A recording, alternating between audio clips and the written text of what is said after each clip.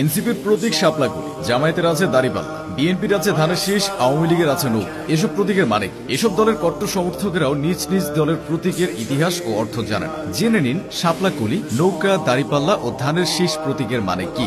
শুরুতেই শাপলাকলি এর মাধ্যমে নতুন সূচনা বা নতুন পথ চলাকে বোঝায়। শাপলাকলির মাধ্যমে তারুণ্যও বোঝায়। শাপলাকলি পুরোপুরি প্রস্ফুটিত হয় না, কিন্তু বিকাশের সম্ভাবনা থাকে। এনসিপিও তেমন। এবার ধানের শীষ। স্বাধীন বাংলাদেশে প্রথমবারের মতো ধানের শীষ প্রতীক ব্যবহার করা হয় 1979 সালের জাতীয় সংসদ নির্বাচনে। দেশের দ্বিতীয় এই সংসদ নির্বাচনে জিয়াউর রহমানের দল বিএনপির প্রতীক ছিল এটি। তবে ধানের শীষ প্রতীকে পাকিস্তান আমলে নির্বাচনে প্রতিদ্বন্দ্বিতা করেছিলেন মাওলানা ভাসানীর নেতৃত্বে ন্যাশনাল আওয়ামী পার্টি তথা ন্যাপ। 1970 সালের নির্বাচনে অধ্যাপক মোজাফফর আহমেদের ন্যাপের আরেকটি অংশের প্রতীক ছিল কুড়েঘর। ভাসানী ন্যাপের বড় একটি অংশ যোগ দেওয়ার মধ্য দিয়ে 1978 সালে বিএনপির জন্ম হয়। এই অংশটির নেতৃত্বে ছিলেন মশিউর রহমান জাদু মিয়া। ন্যাপের বড় অংশ যখন মশিউর রহমানের নেতৃত্বে বিএনপিতে মিশে যায়, তখন বিএনপি ধানের শীষ প্রতীক নেয়। 1978 সালে বিএনপিতে মুসলিম লীগের শাহ আজিজুর